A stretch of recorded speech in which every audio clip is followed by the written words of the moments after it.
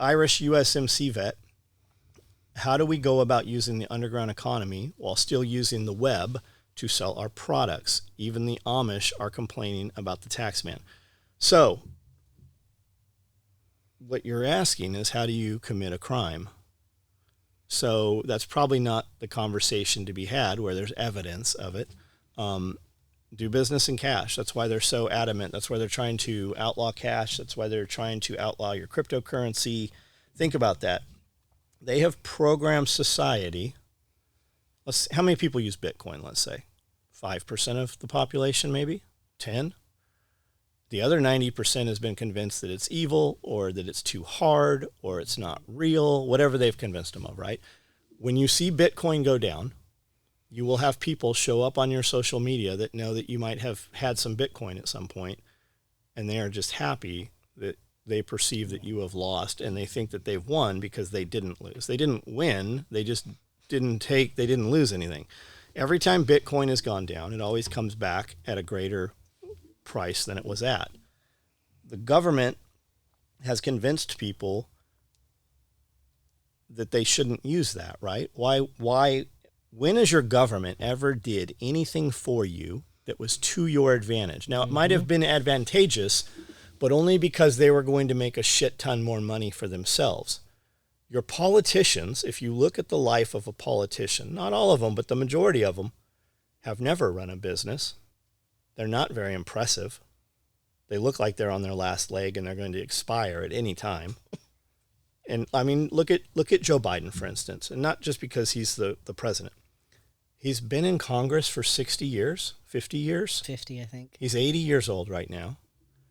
And if he's been in Congress for 50 years, what did he do prior to this? Nancy Pelosi. What did she do prior? She was fucking JFK. She was his assistant. Back JFK. That was like 100 years ago. Was killed, assassinated today is the date, in 1964. I was born in 71. I wasn't even alive, and that bitch was his assistant. Show me a job that she held where she actually had to maneuver in the real world. It doesn't exist, right? But they pass these laws. So my point is, they don't do anything that's of advantage or for your best interest unless it aligns with their interest. So just maneuver. If you can hand something, is there a way to track that? Is there a way to account for that, right? You can move in cryptos. You can do different things. Everybody's up in arms right now over the IRS thing. 2 years ago, the IRS said we want to have access to all bank accounts that have any more than $600. What that translates to is we want paperwork. We want a notification in a system that automatically notifies us if you withdraw or deposit $600. Now, that used to be $10,000. And every time I say this, guys are like, nope, my wife is the manager of a bank and it's $10,000 still. It's not $10,000. It's $5,000. And if you go into the bank and ask them what the threshold is, they will tell you that they are supposed to report you just for inquiring about that. The number is not $10,000 anymore. The threshold is much lower. People keep sending me all this stuff. Like, it doesn't affect me. It doesn't affect me. We fucking have more than that go in every fucking hour. The $600 threshold is about OnlyFans. It's about foot fetish pics. It's about going after the fucking moms who aren't working. It's about those people. We already have every fucking law out there fucking applies to us.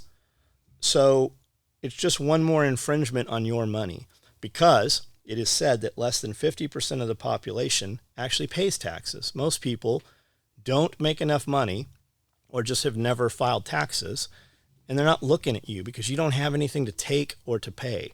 The sweet spot is that $1 million to $3 million where they're after people. Why did they just hire 84,000? I know we were saying 70,000 the other day. It's actually 84,000 as the IRS agents. Did they hire them? I don't know, but the target was 84,000. 84,000 IRS agents are more than all U.S. Border Patrol, all of the DEA, and every employee at the U.S. Pentagon is less than 84,000 employees combined. It's because they're going after all of those other people. They're going to come after them. They're going to penalize them. They're going to send out paper that says, hey, our stuff shows you owe us $10,000, but if you'll just pay, we'll put you on this payment plan and you pay $2,500 and we'll just let this go. That's just how they do it, because people will just pay that out of fear, whether they can or not, threatened with, see, that's always the thing. Guys are like, I can't do that. You can't? How about let me just take you and lock you in a fucking cage for a year. Oh, yeah. Okay. I can't do that. You'd be surprised what you can do when you have to do. And when threatened with going to prison, especially somebody who's never seen the inside of prison and has this fear of it, you'd be amazed what they can do, what they can sell, what they can squeeze out of you. And that's what that shit's about. So how do you maneuver around that? Trade your services for other services, trade your services for cash. But you get to a point when you're doing huge volumes of cash, you can't pay your mortgage with it. Yeah. Because it goes on the record. You deposited it. Then eventually somebody's going to knock on your door and want to know where that money came from. You're going to have that conversation. So what do you do with the cash? You can go buy things that you are going to buy anyways. I mean, it'd be fine for if you're a prepper and you're putting goods together, or you pay some dude to do something and, come work on your property or whatever. It's just, and then if you're a business, you can't expense that because you paid cash with unfucking, money they don't know you had. So it only works to some point, right? So if you're a successful businessman and you have the ability to do part of your business in cash, use that for going and having fun, right? You really everybody needs to have a business. And if you have a business, you can expense things. But in order to write, people don't realize that just because you spent 10 grand, that doesn't mean you get to write 10 grand off. You have to have also made 10 grand, otherwise it doesn't work. That shit only works when you're paying taxes. And if you're not paying taxes, sooner or later, you're going to fucking pay those taxes. Mm-hmm. If you start, people are always like, what piece of business advice would you give me? I think the one most important thing starting out, and once you grasp this, you will be okay.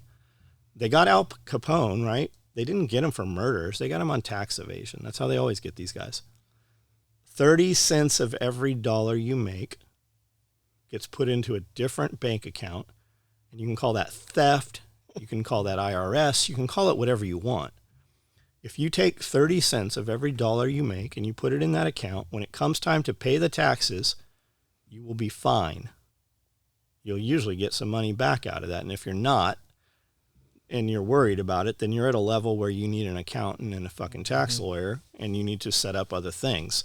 But you have to go through that bullshit to make enough money. Super rich people don't pay fucking taxes because they have enough money to sit other places to do things for them. You're not that person yet, but you're heading that way. And if you're not, you need to have a real conversation with yourself about why you're not, because by the time you come to terms with this, you're going to be too late. Teach your kids this shit now. Get around people that know these things. Watch content on this stuff. Research it yourself. If all these dudes that are like, they just take it, so I'm not going to make it. You're going to be a miserable fuck all your life, and that's why you're living in a trailer, and that's why you don't have 10 different things you can go do every weekend. Like, figure out how to make money and figure out how to have your money make money. I was going to say something similar because it's different than what you were talking about in cash and stuff, but it goes back to what we were talking about, how people don't know about money. There are ways to legally, and it's not some like sovereign citizen bullshit, legally not pay taxes, but you have to first of all be making a lot of money and also know how to use money. Yeah, well, those guys paid taxes Until they were at that point. Exactly. But see how many corporations own real estate. Yep. And that's because if you know how to do it right, you don't have to pay taxes on the proceeds of real estate. You just roll it over to more real estate, and then you take loans out, and that's your operating. So I think Rob was talking. Yeah, about you're that. talking about, I don't remember what it's called, but you have 90. Exchange. Yeah, exchange. So when you sell your property, as long as you file that, you have 90 days to put that back in and not pay gains on that. So you can sell your property at a gain, right? And the money goes into an escrow. You have to say that, that you're doing this first. And then when you put it back into real estate, you don't have to pay a capital gains tax on that money. Nope.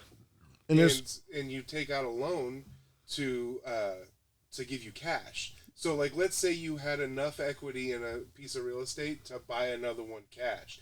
You do the 1031 exchange. You don't pay taxes on it. Then you take out a loan on that property that you own in cash now. It gives you cash, and you don't pay taxes on a loan. That's what guys are doing with the Bitcoin stuff, right? Mm-hmm. So until you convert Bitcoin to cash, if you bought a Bitcoin when it was $20 and now it's worth fucking, I don't know, today, not much, but about around $16,000, right? You paid 20, now it's worth 16. You got to pay capital gains when you convert to cash. You can take that, and there are a lot of banks, like real banks, that will take that and they basically put it in an escrow, and then they will give you a loan against it, and then you don't pay tax on that. Definitely not the same kind of tax. So that's what's happening with a lot of this stuff.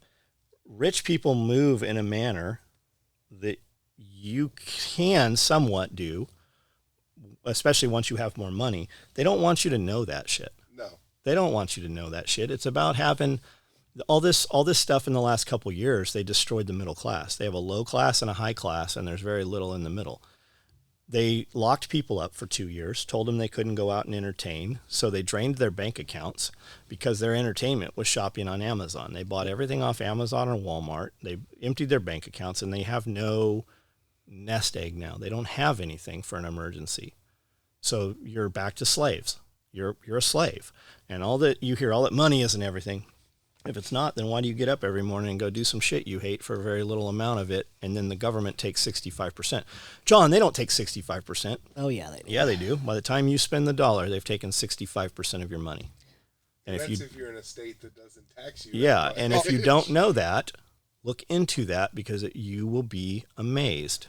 Also, I've never heard a millionaire or a billionaire say money isn't everything. Not once. Yeah. Not ever. No, but the shit that it fucking allows you to do is everything. Absolutely. Because having money gives you freedom. It gives you the freedom to do whatever the fuck you want. But your government school has programmed that into your kids. We send our kids to government school, and then we wonder why they come home hating us. Mm-hmm. Because the people that run the school hate us. They are not you. They're not your kind of people. You wouldn't hang out with them. Liberals don't have kids. Liberals have your kids. If school teachers like kids so much, how come most school teachers don't have any fucking kids? You should wonder that. What? And then you wonder why your kids are fucked up. So, which rolls right into Andrea's question. Before we move on, the microphone is blocking your face, so just pull it down. There you go. Yeah. Andrea Snow. Hello, John and Amanda. You both have kids. How the hell did you make it through the goddamn teenage years? Sometimes we almost didn't. My oldest is 19, graduated, manager at a local food joint. She is golden. My middle kiddo is 16, homeschooling, and also working. She and I are polar opposites.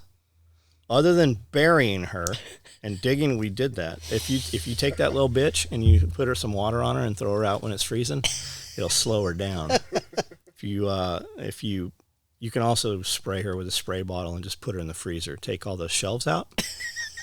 Other than burying her and digging her back up when she is in her 20s, my grandpa's child rearing advice, yeah, I like him, or excessive drinking, how did y'all make it? Order number, I don't need to read that. Thanks for the duck advice. Totally made sense. It'll work when you take the chickens out. Keep the ducks chicken separate. I don't know. You want to answer that one? My kids are perfect. Yours are the ones that are fucked up. Fuck. So for some reason I had children that cannot be motivated to do what you want them to do. So I don't know that I am qualified to give advice. Can I ask you a question based on that statement? Sometimes they'll grow out of it. So, do you think that's a good thing or a bad thing? Because you don't want your kids being motivated by people that you don't want. They weren't motivated by us. They were motivated by other people. They were not motivated by us. Oh, okay. They were not motivated by the things that I wanted them to do. and that caused a lot of strife. Yeah. To the point where, like, my daughter, she kept doing the same thing over and over and over again. Huge, major problem. And it got to the point where I was just like, you know what? You obviously fucking hate it here. And our relationship has just gotten so bad.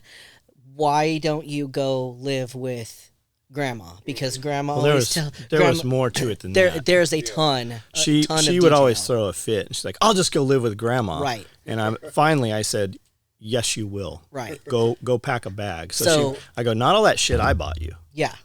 That's not going. You pack what will fit in a clothes bag and go in an overhead compartment on the plane because you have a flight out of here in 6 hours." Yes. And it just, like, huge problems over and over and over again. And finally I was just like, I'm fucking done. Yeah. You want to go live with grandma? You go live with grandma. You know, Yeah. How old was she? go with God. 17, So she was 17. How old is she now? 25. It took her, she literally just got her shit together maybe a year ago. Maybe. I mean, and while she was gone, There was a lot of it was shit. even more fucking insane. Yes. Because and so living here, so she basically grew up here in Camden, right? So small town Camden, we've got like 3,500 people.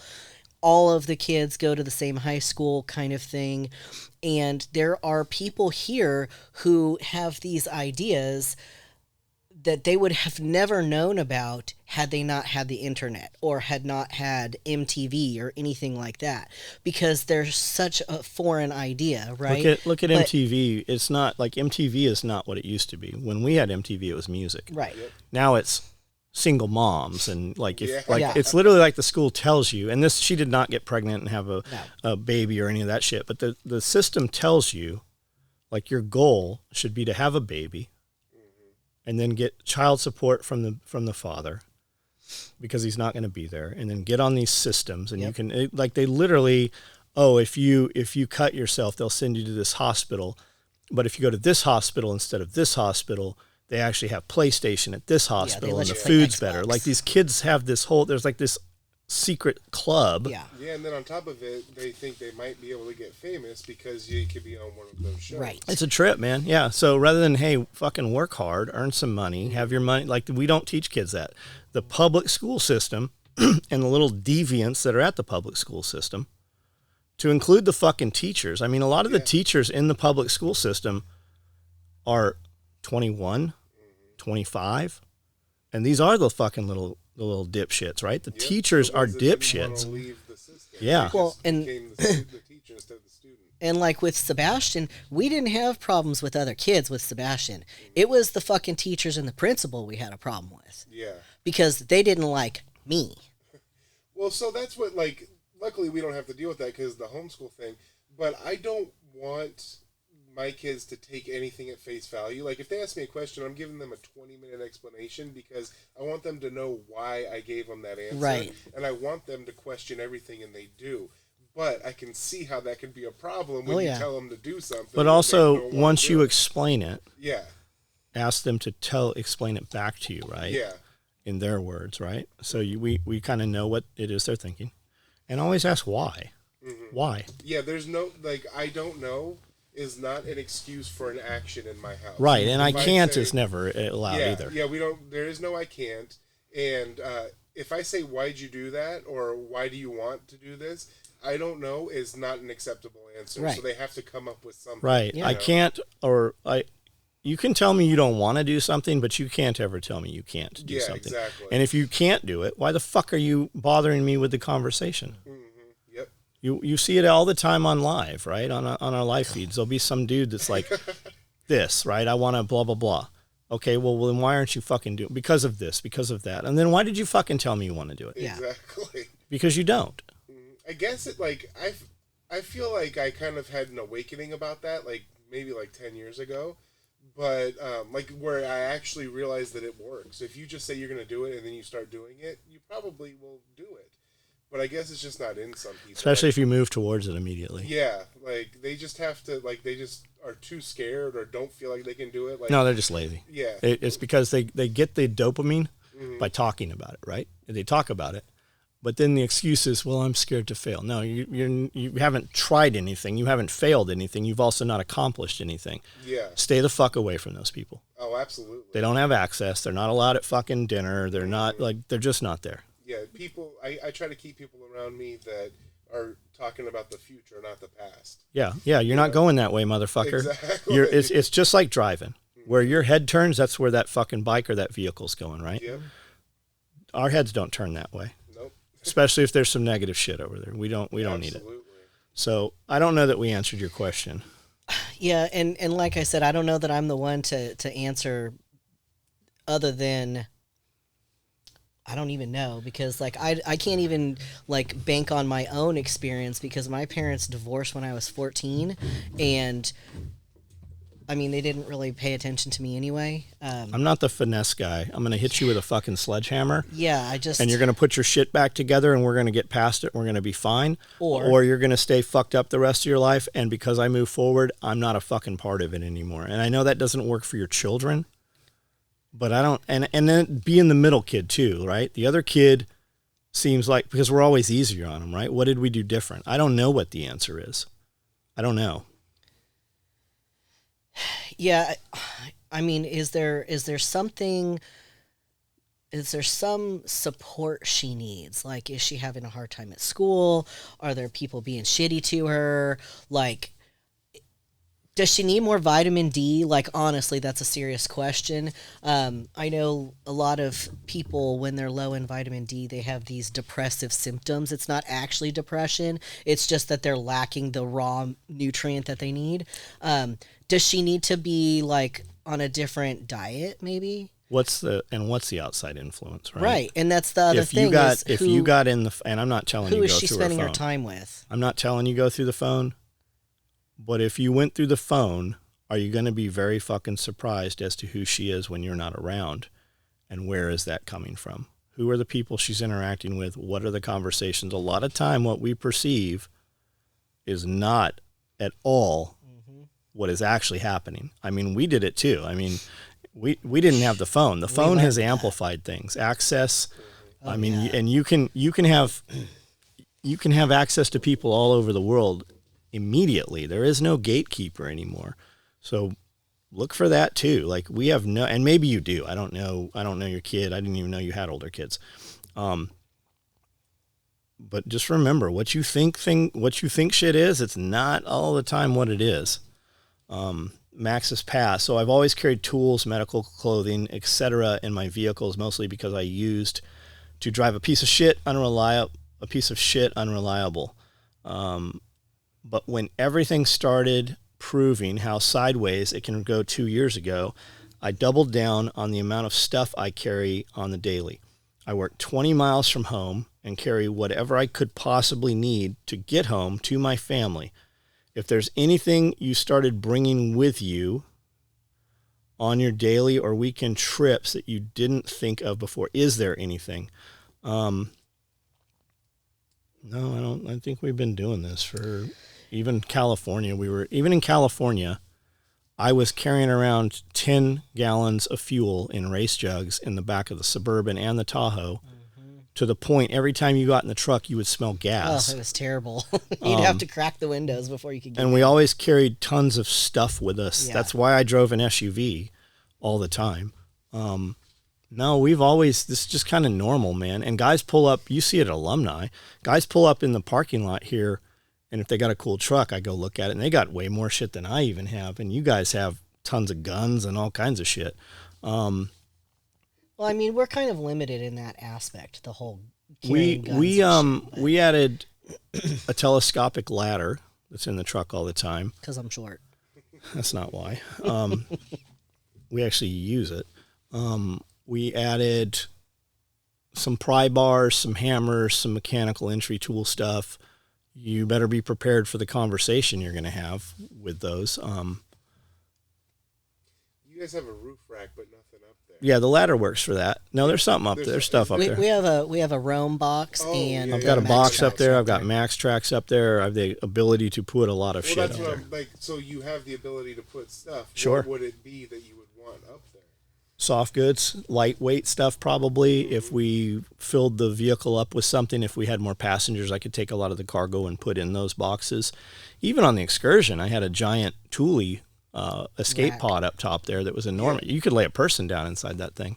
So it would be extra space, not extra cargo. Like you wouldn't carry an extra can of gas or anything all the time up there. Sure, I would. And on the Yukon, I carried 30 gallons of fuel on the rack all the time. Extra tire. Yeah, it was the extra tire. 15, 10, 20, 30 gallons. I put on the Gypsy rack. That one's sitting right out front there. Yeah. 60 gallons of fuel, full-size tire, high lifter jack, full-size shovel, always. Okay, so there's some examples of things that if somebody else is thinking about it. Yeah.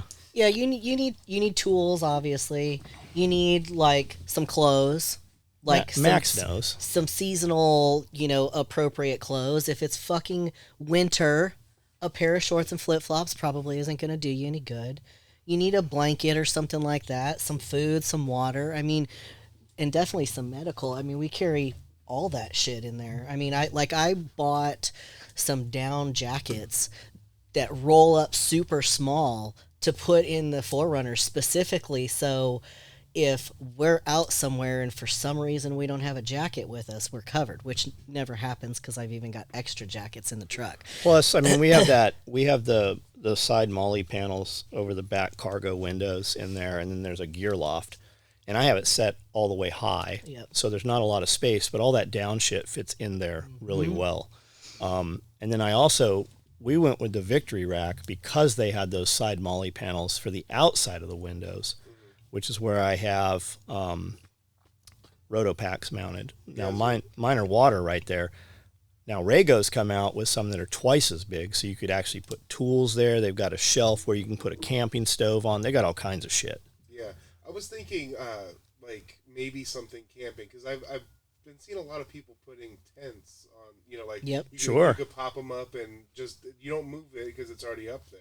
So Alucab makes, I think, the best in the industry. There's some other, like Go-Lite makes a really cool one too. But the Alucab is actually a camper shell with a swing, a full-size, like a door on the back. Yeah.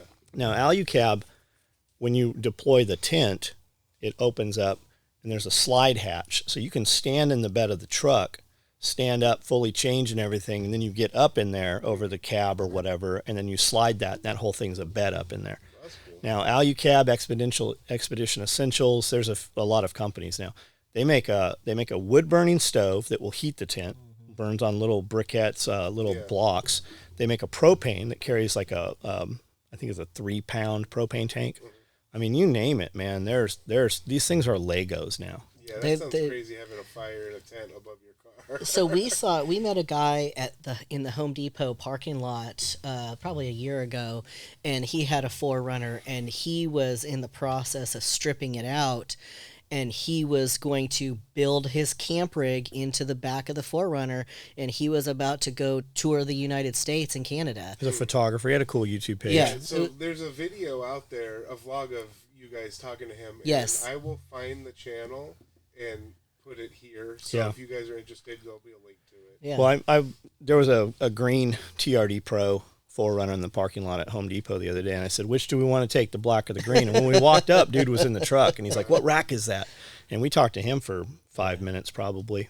Yeah, the stuff that is on the 4Runner, like, first and foremost, looks cool, you know? And you got to look cool if you're going to do anything. So I imagine you guys get a lot of people want to talk to you about it. We do. Yes. We get a lot of conversation when we take it in for service. Yeah. Almost any time I'm alone, somebody always wants to talk to me about it. Always. I always get questions. What do you have in the box? Where'd you get the bumper? How much does it weigh? Stuff like that. And of course, Can I smell your vagina? No, but I have some feet pics you can have. So I mean, I get a ton of comments, and people are always surprised it's me driving it and not a dude. Yeah. So, but I've gotten that every vehicle I've owned in the last 25 years. Well, because you have cool cars. Well, you know? and like I used to drive the big Ford 250. Oh, And it's super duper high. And I would get out and they would be like, you had to wait have, a like, minute. some sort of stool or something. No, it's got steps on the side. Yeah. So Jeremy Wilson, I think you might have covered this a bit previously. How did you decide what chicken varieties to raise? Or has it been trial and error to figure out the best options? Jeremy, we raise all of them. Okay, we can go to the next question. We raise all of them, man. I was reading Mother Earth News and Backwoods Home and heritage breed chickens, before we had chickens. I was reading all this stuff. And the barred rock I always thought was really pretty. It's just that gray bird, and I always thought I wanted dual purpose birds. We don't need any of these damn chickens. We just have eggs from them. Now, the dogs like them. The barred rock is pretty cold tolerant. A bird that has a really big comb, the thing on top of its head, that's going to be cold sensitive. So that's usually, you don't want birds like that. And this is just, I think, you'll hear a lot of people tell you a lot of shit.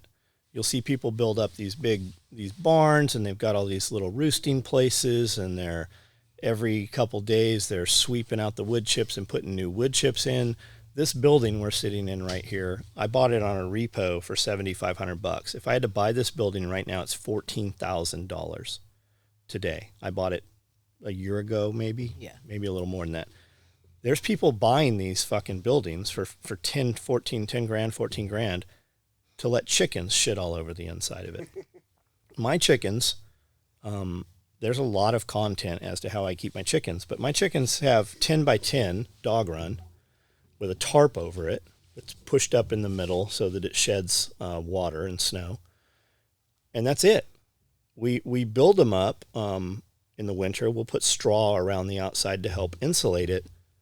But my chickens all go out in the snow. My chickens are out in the ice and shit all the time. No matter how cold it is, of their own will, they can get back in the coop. They're not ever in the coop. So, and we get snow, not like crazy snow, but I mean, we'll go 6 weeks and have snow on the ground. We'll have ice and stuff. Water's frozen a week at a time. So I just got whatever chickens. What I would do right now, though, because your chickens are going to lay the most eggs the first 2 years. Then they're going to slow down at the third. A chicken is born with so many ovums. And those are basically think of them as the egg that becomes the egg, right? That's the little embryo. So some birds have twice as many. There's some hybrid egg layers out there you can get that start laying at like 12. I mean, something crazy. Like most of these birds don't come on till about 6 months. There's some chickens out there you can get from these hatcheries that they come on months early. They produce twice as many eggs. And then do you want a brown egg? Do you want a white egg? Do you want a jumbo egg? Do you care what egg it is? Now, I feed all of my birds layer pellet. I give them, and I don't feed my birds very heavy. I give them layer pellet and scratch. And the majority of the scratch is corn, cracked corn. And I put that out, and the birds eat it, and they lay the eggs, and we take the eggs out of the nest box, and then we take all the scraps out of the refrigerator, and we give them all the scraps. Everything we don't eat goes to the birds. Now, if it's raw meat in bulk or bigger pieces, that the dogs get that. Even the old milk, we have milk every week. I have her get me a half a gallon of milk, but I only drink. Sometimes I don't even open them. So I take all the old milk and I pour it in a thing, like a big dog bowl, and I give that to the chickens too. They drink everything we don't use goes to the animals first. Even stuff you're going to compost, I give it to the animals before we compost it, because they give us eggs. Well, and we don't need compost because we have so many wood rabbits. chips. We have so many rabbits. That too. Yeah, I have. I was going to say, as far as deciding which varieties, you have to decide what you want out of it.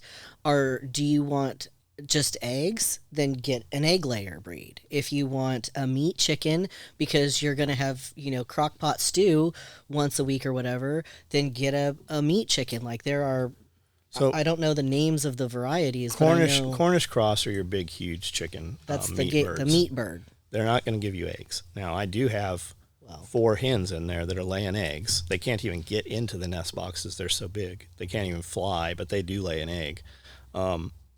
decide. And dual purpose means it doesn't do anything great. But most of our birds are dual purpose birds. Also, where are you getting them from? It's real easy. Like everybody goes to Tractor Supply and everybody's like, oh, Tractor Supply disease. They just get this thing and they die. Ours don't. We don't have that problem. We buy really young birds. We keep them in a big trough. We put a heat lamp on one side, water on the other side. As soon as they start to fly, we put them outside in a little pen until they get a little bigger, confine them because shit will still eat them.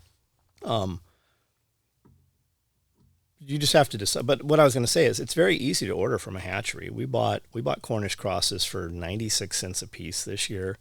I bought a bunch of Brahmas. I bought some barred rocks. I bought a bunch of birds this year, and they just ship them to you.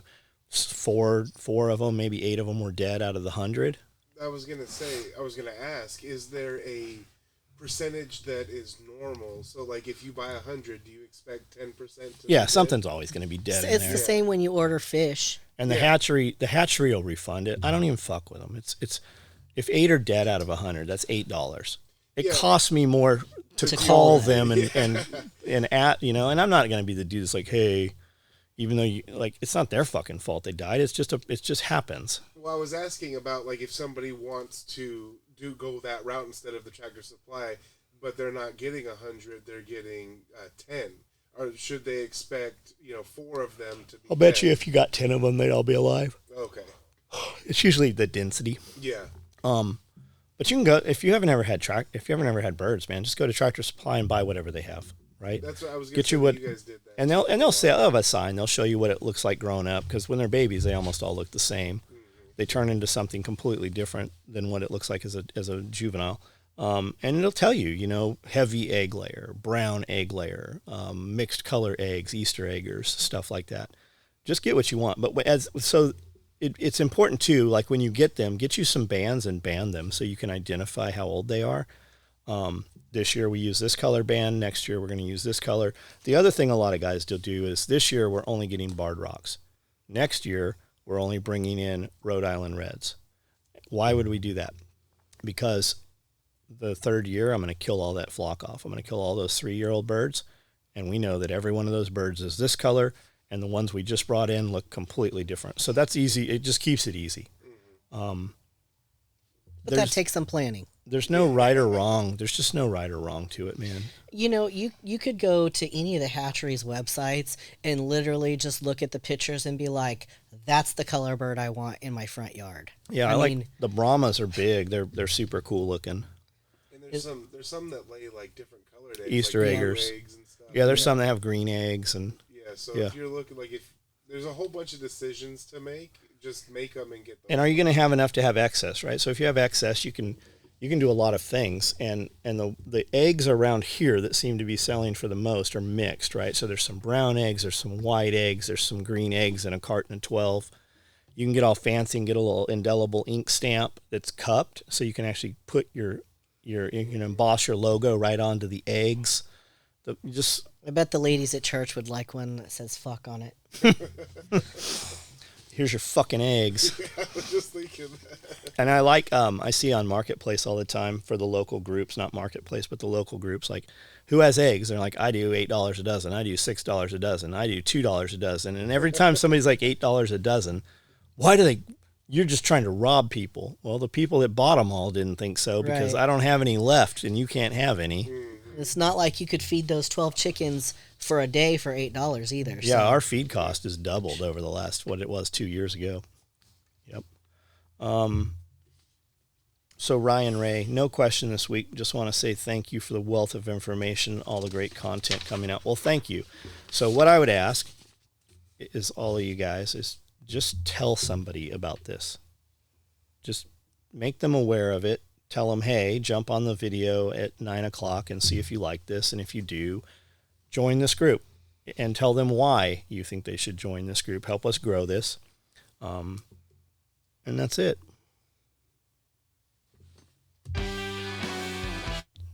Lame. Not the one.